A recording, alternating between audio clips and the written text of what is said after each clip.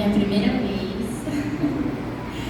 Estou um pouco nervosa, o juiz está batendo palma aqui, mas glória a Deus, glória a Deus. Eu fiquei pensando bastante, né, como começar, por onde começar. E aí eu anotei aqui para não esquecer, começar saudando a igreja. E aí, eu quero agradecer também, né, pastor Noah, falei certo? Obrigada.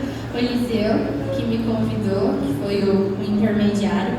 Eu fui comentar com ele, né, falei, nossa, Eliseu, meu marido fica comentando comigo que eu devia falar mais sobre o meu testemunho, estou tão preocupada porque não tenho costume.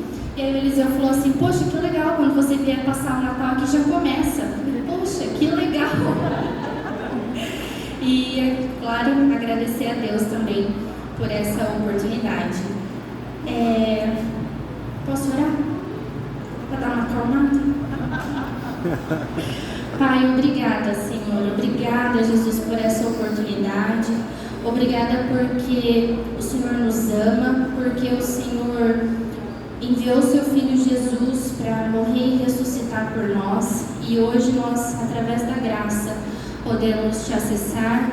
Através da tua misericórdia, podemos contar com as tuas bênçãos, mesmo quando nós não merecemos. Eu peço para que, em nome de Jesus, o teu Espírito seja ainda mais real, ainda mais forte nesse lugar, que da minha boca só saiam palavras que venham direcionadas do teu coração, mais do que o que eu quero falar, Pai, mais do que a tua igreja precisa ouvir. Eu peço para que a tua presença seja real e que o teu nome seja engrandecido em nome de Jesus. Amém. Eu separei aqui para falar com os irmãos sobre Romanos 8. E o texto é bem longo, eu vou ler do 15 ao 18 apenas.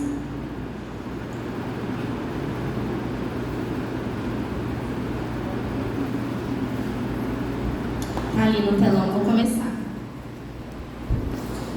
Pois vocês não receberam um espírito que os escravize para novamente temerem, mas receberam um espírito que os torna filhos por adoção, por meio do qual clamamos, Abba, Pai.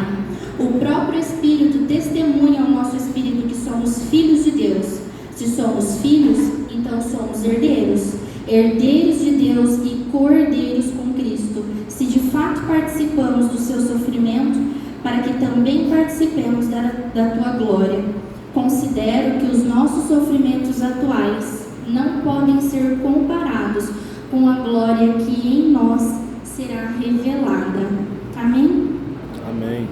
Aqui eu colei do Eliseu, ele me ajudou, que Paulo está dizendo na epístola de Romanos ao povo de Roma, né, a respeito da vida vivida através do Espírito Santo. E aí o capítulo 8 inteiro, fazendo um resumão bem legal, fala assim, que não há mais condenação para os que estão em Cristo. Fala que os que vivem segundo a carne têm mente voltada para a carne e deseja as coisas da carne. Quem vive para o Espírito tem a mente voltada para o Espírito. Fala da passagem que nós acabamos de ler. Fala que nós somos mais do que vencedores. E fala que nada nos separará do amor de Deus. É um texto que me toca muito, que fala bastante ao meu coração. Eu imagino que a igreja já conhecia. Eu sou nascida e criada no lar cristão, então eu também já conhecia. E eu demorei para perceber que mais do que conhecer por estar na igreja, eu precisava viver Jesus na minha vida. E infelizmente, e Deus sabe que é verdade, se eu pudesse escolher, e eu imagino que a grande maioria preferiria estar dizendo assim, olha, eu tive um parente que teve um câncer, eu tive um parente que teve Covid, mas Jesus curou, aleluia. A minha história não, morreu. E agora? O que eu faço a partir daí? Então, como eu comentei no começo, eu não sou pregadora, mas eu tenho um testemunho não de cura daqueles que estavam doentes, mas cura sobre a minha vida, do poder de Deus sobre a minha vida, o que Ele fez e ainda está fazendo em mim. E é isso que eu quero compartilhar com a igreja hoje. Era 2013, a minha mãe, nós tínhamos um comércio em Campo Grande, lá em Mato Grosso do Sul, e a minha mãe estava atendendo na loja, quando de repente ela caiu convulsionando. Nós não sabíamos o que era na época, me ligaram, eu vim correndo. Quando eu cheguei no hospital, o médico tentou falar comigo, explicar o que estava acontecendo, mas eu tinha 21 anos na época, não queria falar com o médico, queria saber da minha mãe. E a hora que eu entrei, eu fiquei muito impressionada com o que eu vi. Aquelas coisas que a gente sempre ouve falar, assim, né, que acontece tudo muito rápido, mas parece que a gente está em slow motion, assim, tá bem devagarzinho, as coisas você vai captando todos os detalhes. Eu vi que a minha mãe estava amarrada na maca, eu vi que a minha mãe tinha feito xixi na roupa, eu vi que a minha mãe estava com os olhos arregalados, assim, a hora que eu entrei, ela olhou para mim, mas ela não me reconheceu. E aí eu entendi, é sério mesmo. E aí eu voltei para falar com o médico, agora eu preciso saber o que está acontecendo, é sério. E aí a hora que eu falei com ele, ele disse só que provavelmente ela tinha tido um AVC, era grave, provavelmente teria sequelas, e ele estava tentando transferir ela para um hospital maior, que tivesse uma UTI, pudesse fazer mais exames. E nisso eu precisei contactar o meu pai. Nessa época a gente estava com bastante dificuldade financeira no nosso comércio, então meu pai trabalhava em outra cidade, a 2, 3 horas da gente, até que ele conseguiu chegar. Isso aconteceu por volta da hora do almoço, até que ele conseguiu chegar, já era meia-noite, então eu fiquei esse tempo todo sozinha, só eu e meu irmão caçula, até que meu pai chegou e eu contei para ele o que tinha acontecido. E foi tão incrível que ali foi o primeiro sinal de que Deus estava comigo, por mais difícil que parecesse a situação, porque no lugar onde meu pai estava não funcionava o celular. E eu tive que deixar recado com o chefe do meu pai para falar para o chefe do chefe até chegar para ele o recado. E o recado só chegou assim: a sua esposa passou mal e a sua filha pediu para você ligar para ela. Eu não tinha como contar o que estava acontecendo, ele estava a muitas horas de distância da gente. E aí quando o meu pai chegou lá em Campo Grande, na frente do hospital que nós estávamos, que eu contei tudo para ele que tinha acontecido, e ele falou assim: nossa, hoje eu senti que eu deveria pedir demissão do trabalho e voltar para casa. Eu não entendi, mas eu obedeci, por isso eu demorei. Então meu pai já tinha feito as malas, já tinha pedido as contas, já tinha recolhido tudo e nós estávamos juntos de novo por um momento muito difícil. E aí a gente começou a transferência de hospital para hospital até conseguir fechar o diagnóstico. E eu que achei que ver minha mãe naquela situação foi o pior momento da minha vida, de repente veio o diagnóstico, era um câncer cerebral. E dali foi só ficando mais difícil. Quem já teve essa experiência sabe, quem já teve, né, um ente sabe que aí começam as radioterapias, quimioterapias, a pessoa fica bastante debilitada. A minha mãe fez algumas cirurgias cerebrais, então foi muito difícil. E no meio disso tudo, o casamento dos meus pais, que já tinha acabado há vários anos e eles tinham apenas uma convivência, foi finalizado de fato e eles se divorciaram. E nesse meio tempo, entre indas e vindas, né, entre hora boa e hora ruim, hora muito ruim mesmo, eu me casei, eu tive meu filho, minha mãe estava comigo, por mais debilitada que ela estava. Então eu tive muitos momentos preciosos com a minha mãe, que era com quem eu tinha um relacionamento um pouco mais difícil. O meu pai, não sei se por a gente ser menina, as filhas vão saber dizer, mas eu era a filhinha do papai. Eu estava grávida do Daniel, meu primeiro filho, e eu fui visitar meu pai em Mato Grosso do Sul, e ele foi em maio. Ele tinha um ovo de Páscoa guardado para mim desde abril, na geladeira. Então, realmente, eu era a filhinha do papai. E aí, com a minha mãe, Deus me deu essa oportunidade de restaurar o nosso relacionamento. Eu, quando casei com o André, meu esposo, a gente morava em Londrina, e eu me sentia bastante sozinha lá. E eu comecei a orar, pedir para Deus para que trouxesse a minha mãe para perto, minha família para perto, e aí a minha mãe veio morar dentro do meu condomínio.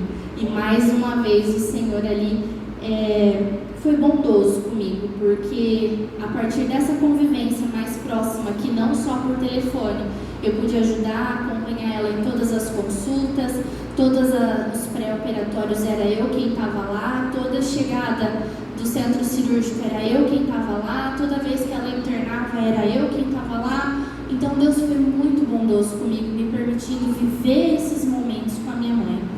E o tempo foi passando e o médico a princípio tinha dito que ela teria 3 anos de expectativa de vida, 5 se a gente tivesse bastante fé. E aí, com o passar dos anos, por mais que a minha mãe, a doença estivesse mais controlada, as crises convulsivas estivessem mais controladas, mas com o passar do tempo eu fui perdendo a minha mãe. Porque como o câncer ele era no cérebro, então a cada cirurgia, a cada quimioterapia ou radioterapia, ela ia se desconectando da pessoa quem ela era. Eu acho que eu comecei a viver um luto de alguém que ainda estava vivo, porque eu já não podia mais pedir conselho para ela não sabia me dar, ela já não conseguia mais terminar uma frase, ela foi precisando de ajuda para andar, para ir ao banheiro, para comer, para tomar o remédio. Então eu fui perdendo a minha mãe em vida. Mesmo ela estando viva, eu já não tinha mais a personalidade da minha mãe ali. E isso foi muito difícil para que eu pudesse administrar, e ainda mais com o divórcio dos meus pais. Aí teve uma vez que eu conversando com meu pai, né, que minha mãe vira e mexe estava internada, eu conversando com meu pai, ele falou assim: olha filha, quando a sua mãe falecer não era assim mais, era tão real que era quando a sua mãe falecer, eu não vou conseguir ir no velório dela, mas a hora que você chegar na sua casa, vai ser eu que vou abrir a porta para te dar um abraço.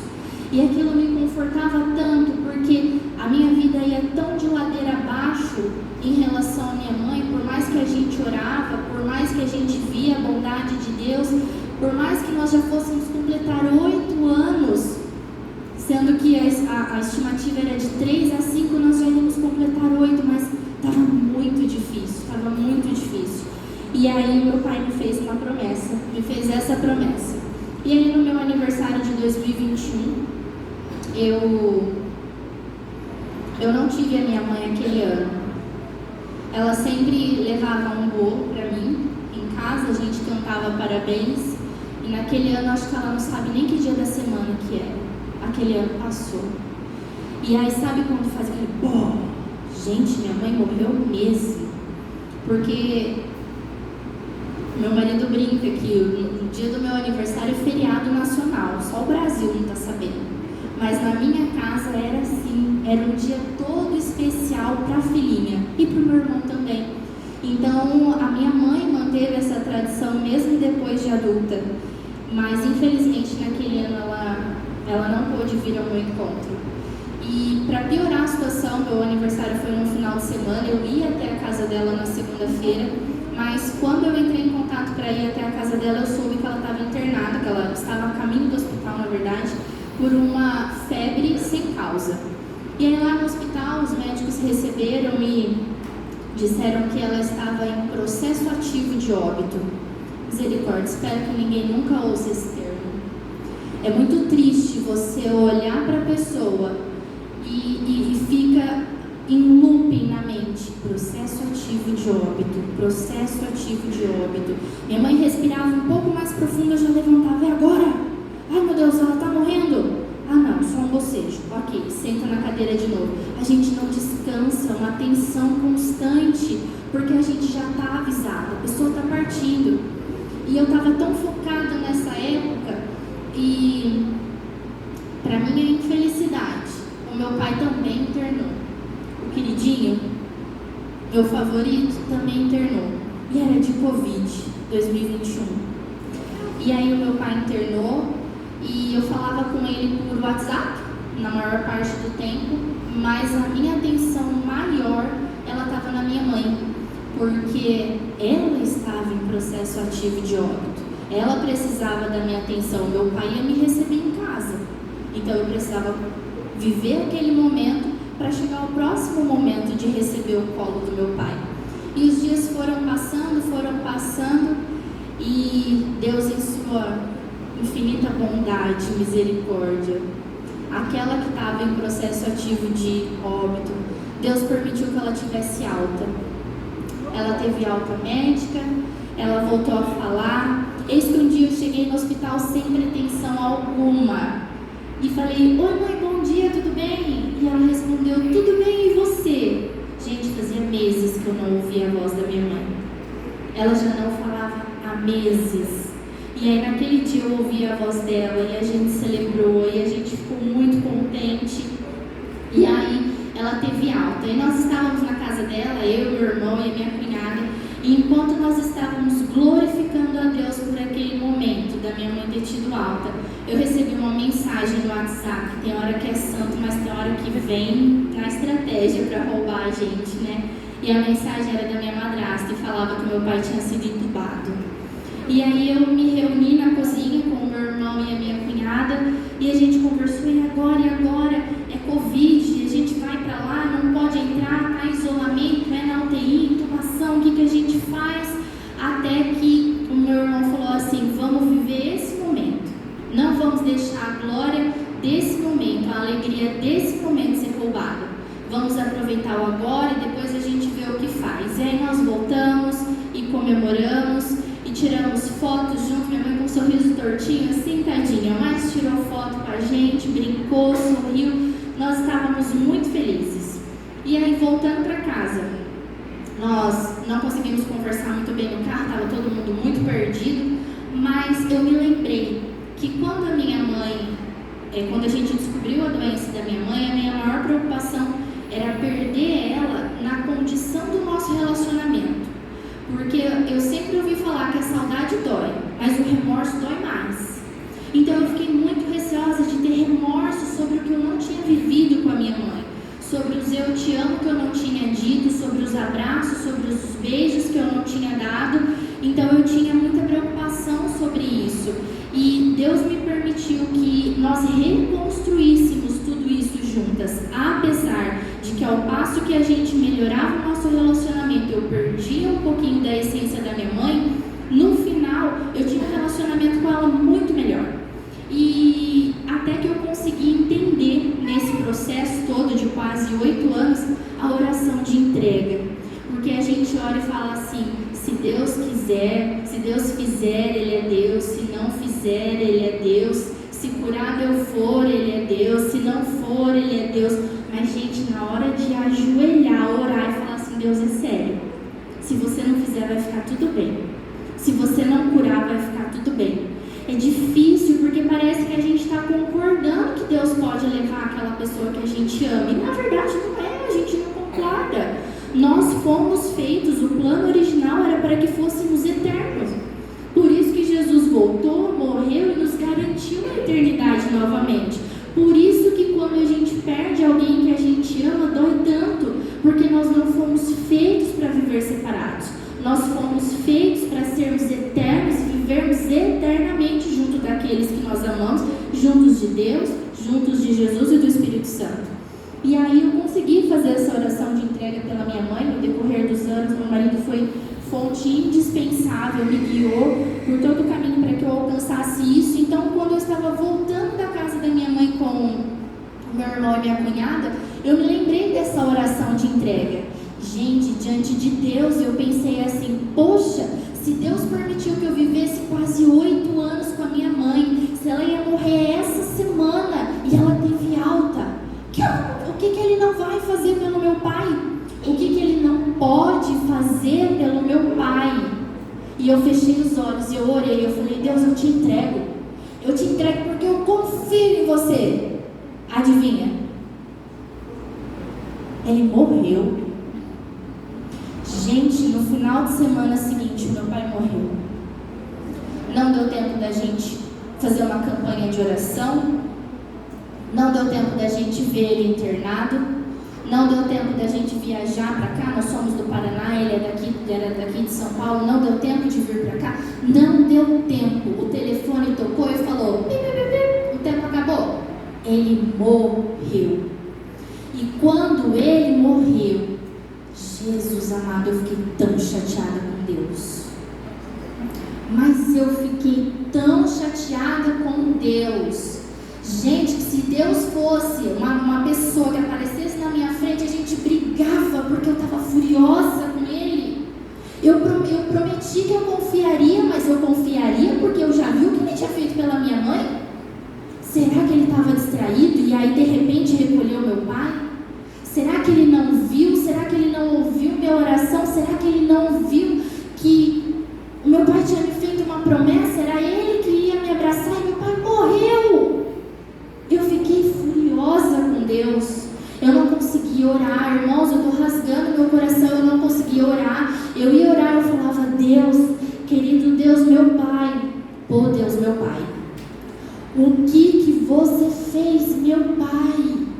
Você levou meu pai, e ainda tem a minha mãe, que ainda está doente, e agora, o que eu vou fazer? Eu fiquei muito chateada com Deus. Eu tentei diversas vezes orar, mas eu começava a orar, falava pai, e eu me lembrava do meu pai carnal, e aí só me vinha os porquês, só me vinha a raiva, a angústia, desespero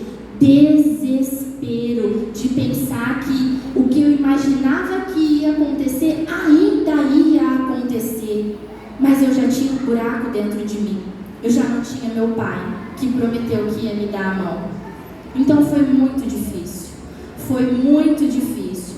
E sabe, para deixar um pouco mais leve, sabe aquela piadinha que eu imagino que todo mundo já ouviu? Nada tá tão ruim que não possa piorar. E aí a minha mãe veio morar em casa. Fazia uma semana que eu tinha enterrado meu pai. E a minha mãe veio morar em casa.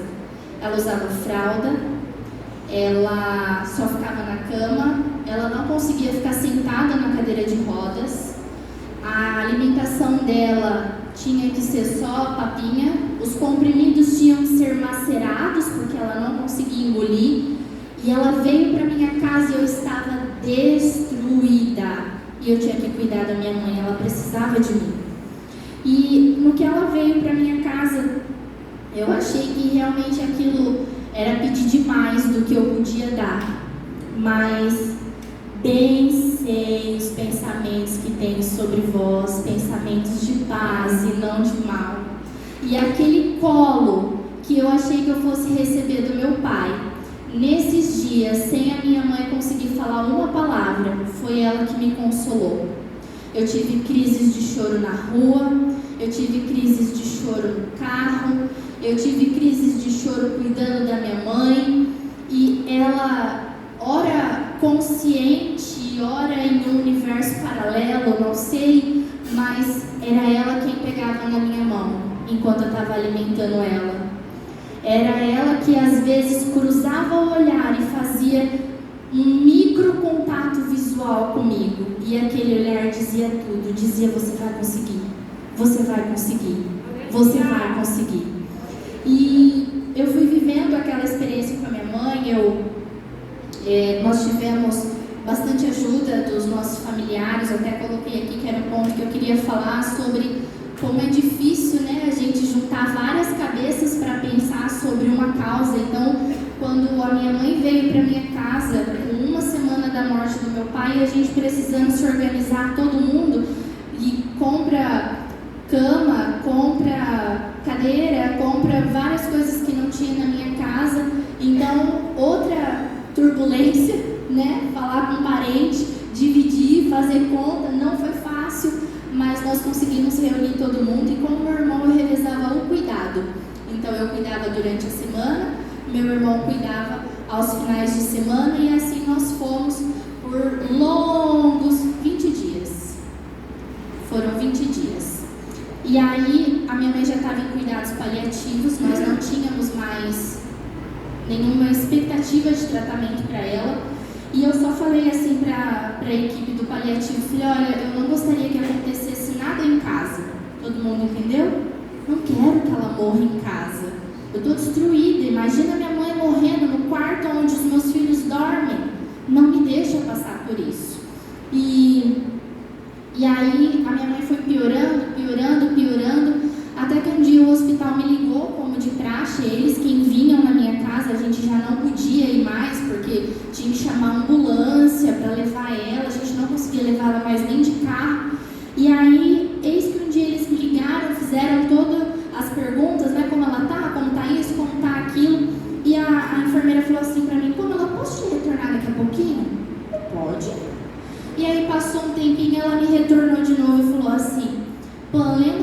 falou para mim que não queria que acontecesse nada na sua casa? Traz sua mãe para o hospital. E aí eu falei, poxa Deus, de novo essa história? É sério? De novo?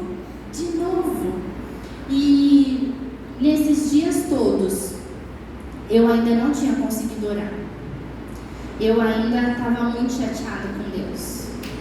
E eu lembro que na noite anterior dessa ligação da equipe médica, eu estava no quarto da minha mãe e troquei ela, limpei, alimentei, dei os remédios e estava passando creme nos pés dela e conversando sozinha, porque ela não respondia, mas para ela saber que eu estava ali.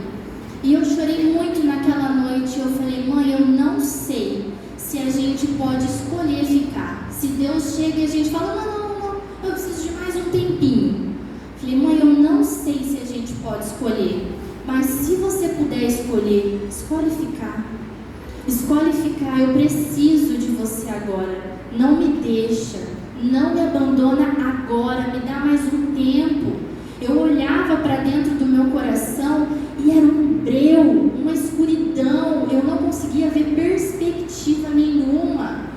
O meu maior pavor era adoecer, era cair numa depressão profunda. Eu ainda tenho filhos, eu ainda tenho uma vida, mas eu olhava para dentro tentando buscar alguma coisa dentro de mim, eu não enxergava nada, eu estava devastada, acabada com a morte do meu pai. E eu falei com a minha mãe, pedi para que se ela pudesse escolher, que ela escolhesse ficar comigo. E falei para ela, e ora a Deus por mim. Eu ainda não consegui falar com ele.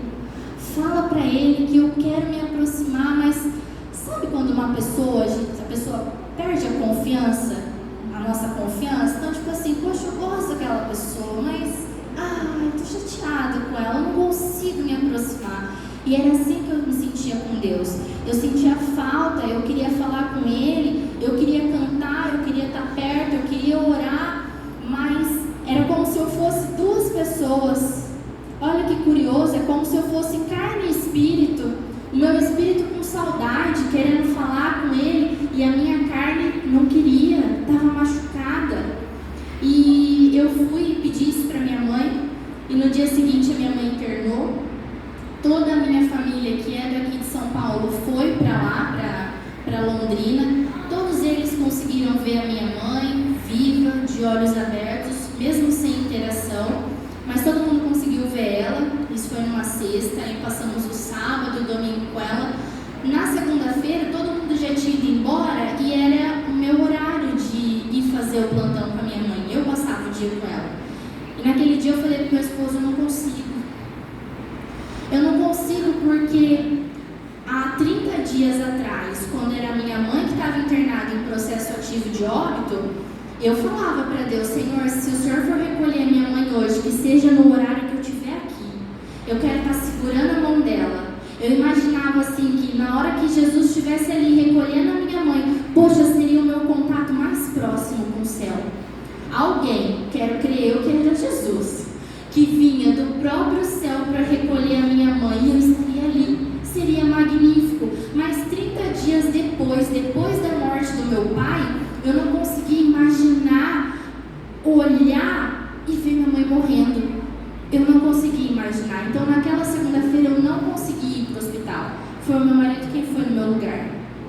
E ele foi, me mandou várias fotos da minha mãe, contou como que ela passou o dia.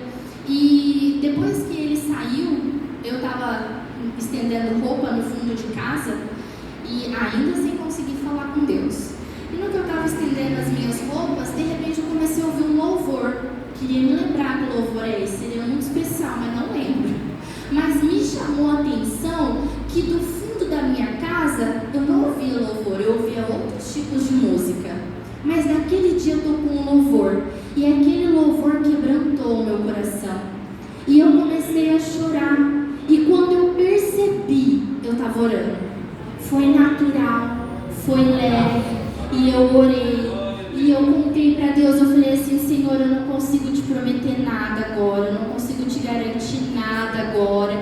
Eu estou me sentindo como o próprio Pedro, que no aperto negou Jesus.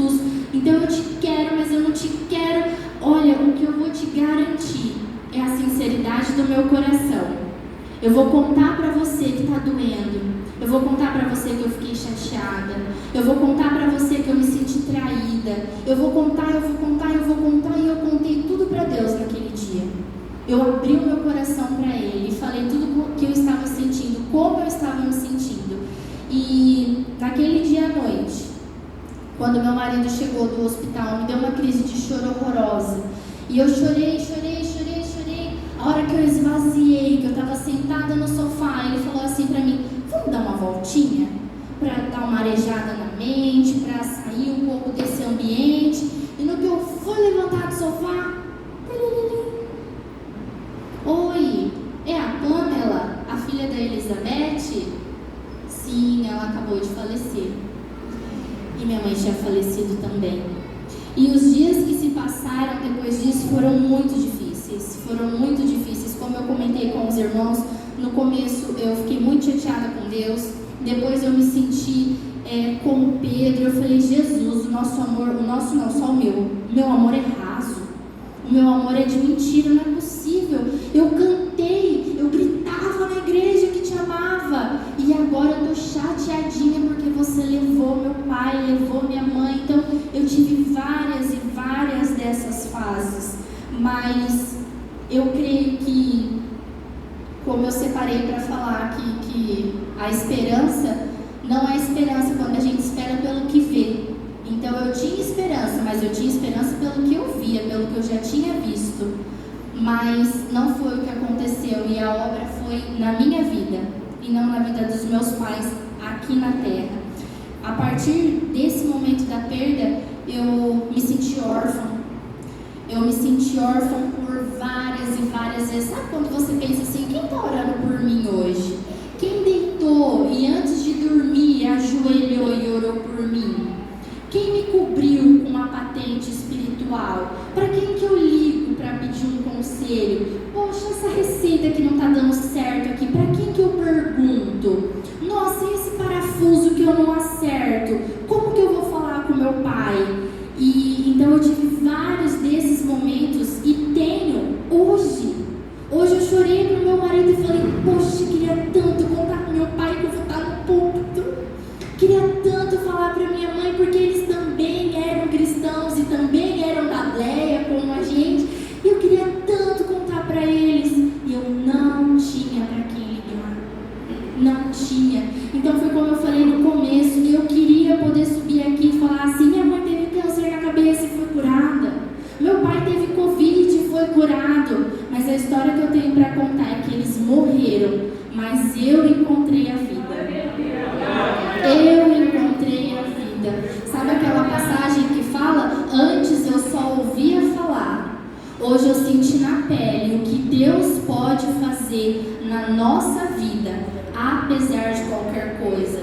Hoje eu sei que nem a altura, nem a profundidade, nada me separará do amor de Deus, nem a morte dos meus pais me separará do amor de Deus. Muito pelo contrário, eu entendi, por mais difícil que seja, e eu confesso que ainda hoje é uma missão eu ter sempre isso em mente, mas eu entendi que a morte, ela é um presente. Paulo não falou que viver é Cristo e morrer é lucro?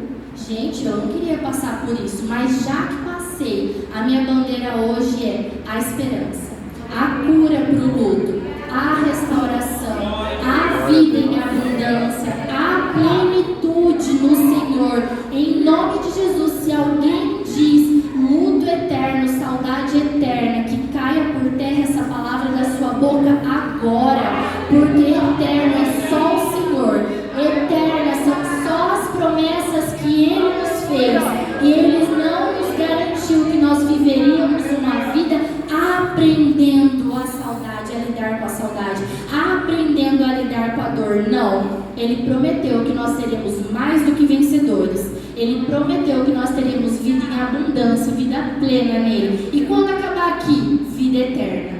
Os meus pais só alcançaram a vida eterna antes de mim. Pena. Mas agora luto eu para chegar onde eu creio que eles estão. Então é isso que eu gostaria de passar hoje nessa mensagem, nesse testemunho, para que, se você perdeu, receba porque eu sei, infelizmente, eu sei, é muito difícil. É muito difícil, é muito difícil. Ah, mas já era idoso. Ah, mas já estava doente. Não importa. Sempre é difícil, porque nós não fomos feitos para nos separarmos. Só que nós não precisamos viver em luto eterno. Jesus pode, através do poder dele, atuar na sua vida como ele atuou na minha. Levantemos a bandeira de que em Jesus a gente alcança a cura das nossas emoções, a cura dos nossos pensamentos, a cura das nossas dores e das nossas feridas. Amém? Eu vou puxar um louvor. Estou nervosa. Mas eu vou puxar um louvor e eu sei que a igreja toda conhece. Eu peço para que vocês cantem e para que vocês meditem que em nome de Jesus essa palavra impregne na mente e no coração de vocês. E se vocês esquecerem, que esse louvor seja um lembrete. Amém? Eu sei que a sua vida por aí não é tão fácil de seguir, mas avante você tem que ir. Não desista, não desista. Jesus é quem te ama e te quer bem. Chuvas de bênçãos ele tem pra te dar. Você tem que lutar pra acreditar que a vitória chegará, pois Jesus é tudo. Levante e use a sua fé, porque Jesus contigo é, e nele você pode tudo. Não pense que a vida acabou, só lembre que você é vencedor. Você não é nascido pra perder, com Cristo é vencer ou vencer.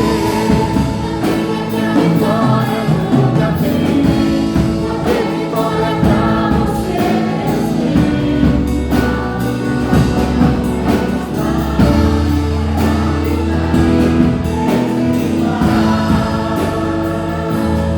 E você vai passar e cantar de lá, só o Senhor é Deus. Ah, Senhor, em nome de Jesus, Pai, em nome de Jesus, limpa toda ferida, Senhor, cura todo coração entristecido, amargurado, partido, Senhor, em nome de Jesus, em nome de Jesus, Senhor, alcance cada irmão dessa igreja e venha restaurar as emoções, em nome de Jesus. Não pense que a vida acabou, só lembre que você é vencedor. Você não é nascido pra perder, com Cristo é vencer ou vencer. Não liga que a vitória nunca vem, não tem vitória pra você vencer. Cada dia sua crença, livre Aleluia. Agradeço a oportunidade em nome de Jesus. Ainda em pé. Irmãos, como Jesus é. Eu estou com 57 anos na igreja. Eu nunca ouvi uma pregação Glória a Deus. sobre